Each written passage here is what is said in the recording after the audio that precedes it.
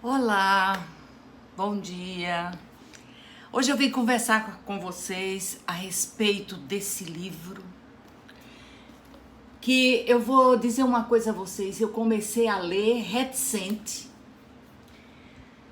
Eu já o tive em mãos há muitos anos, mas perdi, então comprei essa edição nova primorosa, edição capa dura, a tradução perfeita, dentro a edição toda bem cuidada, com o tema central do colecionador, as borboletas, que aqui não estão coloridas, estão em preto e branco, denunciando o estado mental desse colecionador, a introdução exclusiva de Stephen King, dizendo que a geografia emocional deste romance, que continua tão incendiário quanto da sua publicação em 1963, é escolhida entre os mais absolutos brancos e pretos.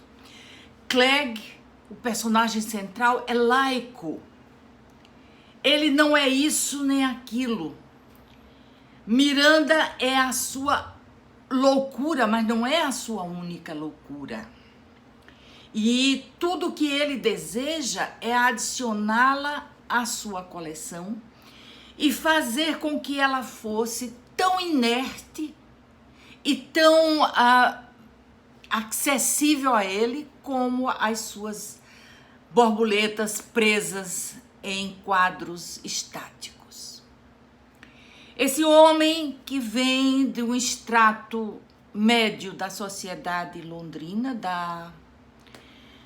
do povo londrino, dos ingleses, ele é criado por uma tia que é extremamente rigorosa em questões de moral, de higiene, disso, daquilo.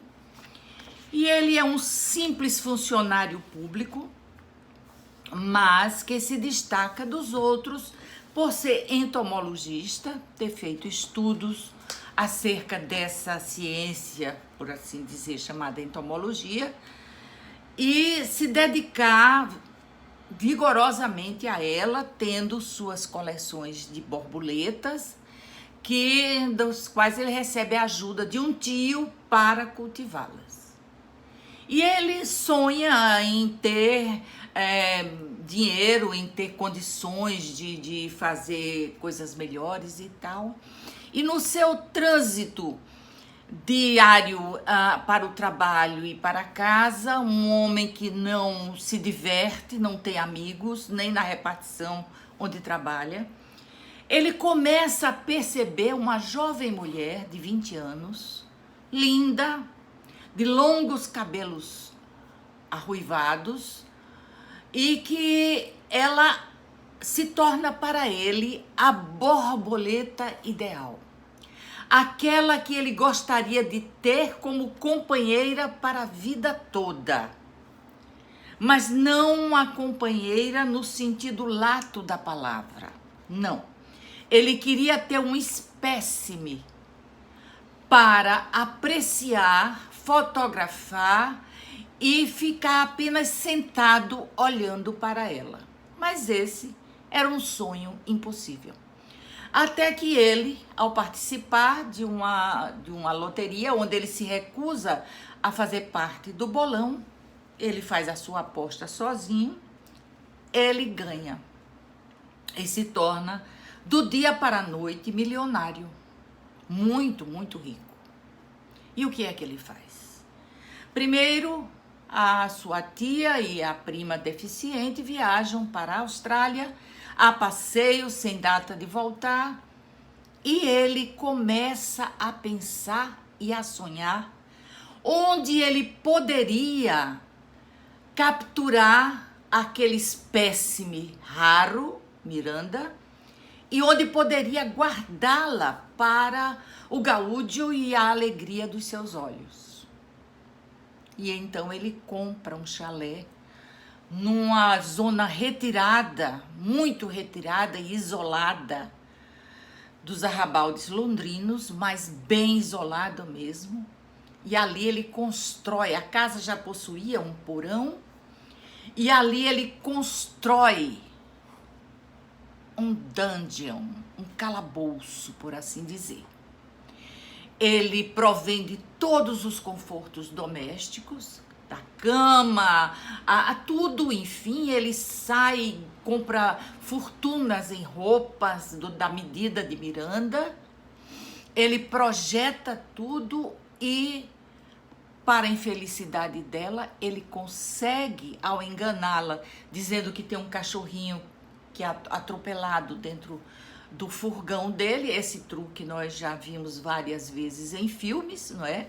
Inclusive no Silêncio dos Inocentes há uma cena que é emblemática, quando o serial killer captura a filha da deputada.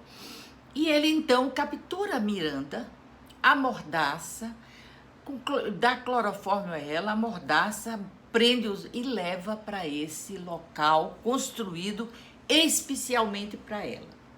Qual é o diferencial nesse livro? O diferencial é que primeiro nós vamos conhecer, eu adorei essa expressão de Stephen King, de um ser laico. Nós vamos conhecer os pensamentos e as projeções de Frederick Clegg sobre Miranda. Então, a primeira parte do livro é toda dedicada a esse pensar dele sobre o seu espécime, a criatura que ele havia capturado.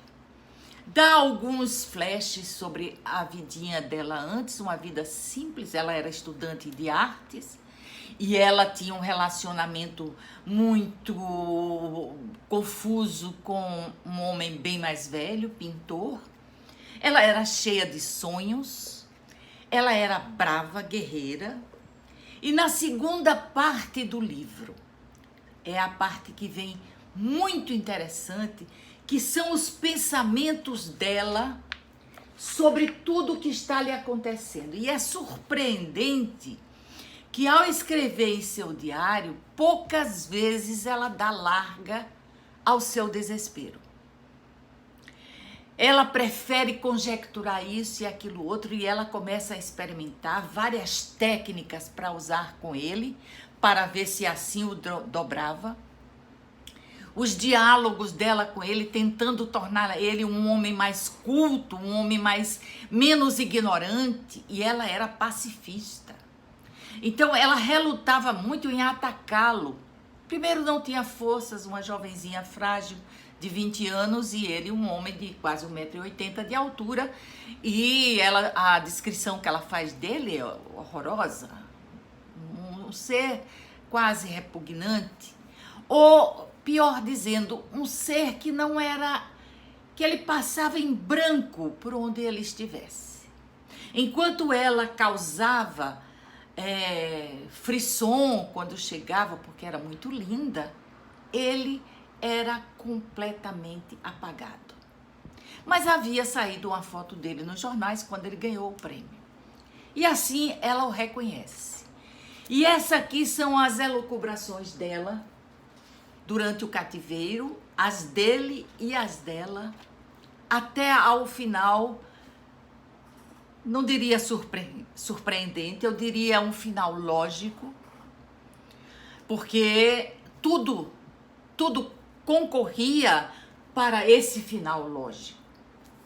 Mas esse livro, além da preciosidade dos diálogos, eu coloquei ontem até no Face uma frase dele, mas tem outra aqui que eu achei incrível. Veja, ela está raciocinando, ela está pensando sobre as mulheres, a debilidade das mulheres, e ela está se questionando sobre isso. Mas ela fala o seguinte: o poder das mulheres. Nunca me senti tão cheia desse poder misterioso. Homens são uma piada. Somos tão fracas fisicamente, tão inúteis com as coisas, ainda mesmo hoje em dia. Mas somos mais fortes do que eles, pois podemos suportar sua crueldade. Eles não suportam a nossa. E de fato, quando ela era cruel com ele, porque ela tentou todos os truques. Crueldade, indiferença, greve de fome, sedução explícita. Quando ela chega à conclusão final de desespero, quando ela não consegue essa sedução explícita, ela tenta. Eu não quero dar spoiler, mas creio que muitos já leram esse livro, mas creio que muitos deveriam ler outra vez ou começar uma leitura. O final deste livro tem coisas preciosas, porque é um livro que tem muitas... fala sobre muitos pintores, sobre muitos escritores, quando ela tenta convencê-lo a fazer uma leitura mais, aprender sobre as coisas da vida. E o pós-fácil desse livro é inusitadamente vigoroso, cheio de informações sobre o embate cultural entre eles dois, referências ao teatro, muitas referências ao teatro, referências à literatura. Ela aconselha ele a ler O Apanhador no Campo de Centeio, outros livros que ela aconselha, referências da música, quando ela recorda os seus encontros com esse pintor mais velho, referência de artes plásticas, referência de tudo. E lembremos-nos que aquela época era a década de 60, 1963, Londres era a swinging London, onde haviam os Beatles, onde havia Mary Quant com suas saias curtíssimas, onde as mulheres estavam dando um olé nos homens e mostrando praticamente tudo. Por pouco a altura da saia não encontrava a profundidade do decote. Mas ele se mantém aquém disso tudo. E esse notável escritor escreve essa obra-prima que nós podemos entender porque ela perdura por tantos anos. Por hoje é só, apenas uma resenha. E é aquele sentimento que eu estou de que acabei de ler uma obra-prima.